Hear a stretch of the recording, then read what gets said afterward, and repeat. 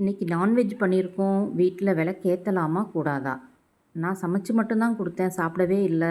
நான் விளக்கேற்றலாமா? இல்லை சாப்பிட்ருந்தா கூட குளிச்சுட்டு விளக்கேற்றினா தப்பு இல்லையா?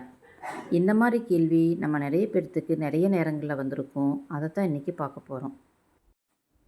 உங்களுக்கு கடவுள் நம்பிக்கை இருந்தால் கடவுள் சம்பந்தமான வீடியோஸ் பார்க்க இந்த சேனலை சப்ஸ்கிரைப் பண்ணிக்கோங்க. கூடவே உங்களுக்கு எந்த கடவுள் பிடிக்குன்னு கமெண்ட்டில் சொல்லுங்கள். பொதுவாகவே காலையிலும் மாலையிலும் விளக்கேற்றுறது நம்ம குடும்பத்துக்கு சகல ஐஸ்வர்யத்தையும் கொடுக்கும், ஆரோக்கியத்தையும் கொடுக்கும். ஆனால் நம்ம எப்போ நான்வெஜ் செய்கிறோமோ அப்போ நேரமே எந்திரிச்சு குளித்து சாமி படம்லாம் சாமி ரூமெல்லாம் க்ளீன் பண்ணி முதல்ல சாமி கும்பிட்றணும். அதுக்கப்புறம் தான் நான்வெஜ் சமைக்கணும். நம்ம வீட்டில் தனியாக சாமிக்கு அறை இருந்தாலும் சரி, இல்லை சின்ன கேபினெட்டில் வச்சுருக்கோம் சாமியை அப்படின்னாலும் சரி, தீபம் வச்சு கொஞ்சம் நேரம் ஆனதுக்கப்புறம் கதவை சாத்திடணும். அதுக்கப்புறம் நான்வெஜ் சமைக்கலாம். வீட்டில் ஒரு பக்கம் அசைவம் சமைச்சு சாப்பிட்டு இன்னொரு பக்கம் சாமி கும்பிடக்கூடாது. இது குடும்பத்துக்கு நல்லதல்ல.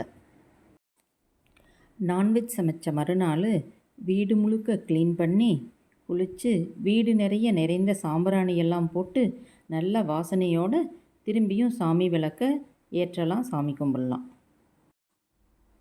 நான் வெஜிடேரியன் வீட்டில் சமைச்சிருந்தோம்னா சாமி விளக்கு ஏற்றாமல் இருக்கிறது தான் நல்லது.